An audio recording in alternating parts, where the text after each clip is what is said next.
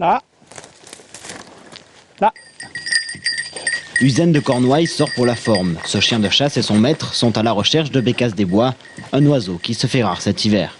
Dans les prélèvements qu'on fait, on voit qu'il y a beaucoup moins de jeunes par rapport aux adultes. Ça veut dire que la reproduction n'a pas été très, très bonne.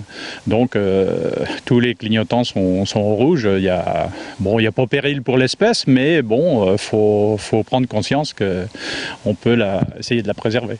Les bécasses viennent d'Europe de l'Est et avec la sécheresse de cet été en Russie, l'oiseau s'est moins reproduit. Le rapport entre jeunes et adultes est de moins de 60% en Indre-et-Loire. Les chasseurs veulent prendre des mesures avant même le ministère ou la préfecture.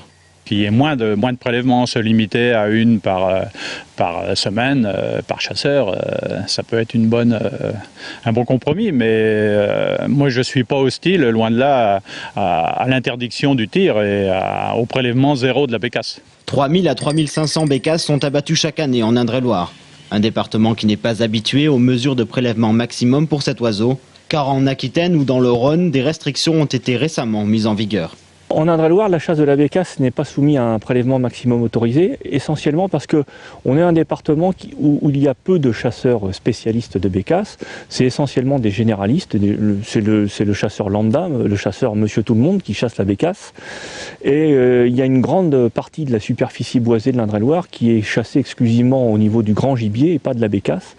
Donc en fait, l'Indre-et-Loire est un peu un département réserve de bécasse pour la France entière.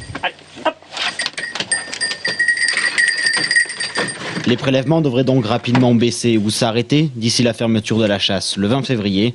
En attendant le retour de la bécasse des bois l'an prochain, les 18 000 chasseurs du département pourraient tirer à blanc.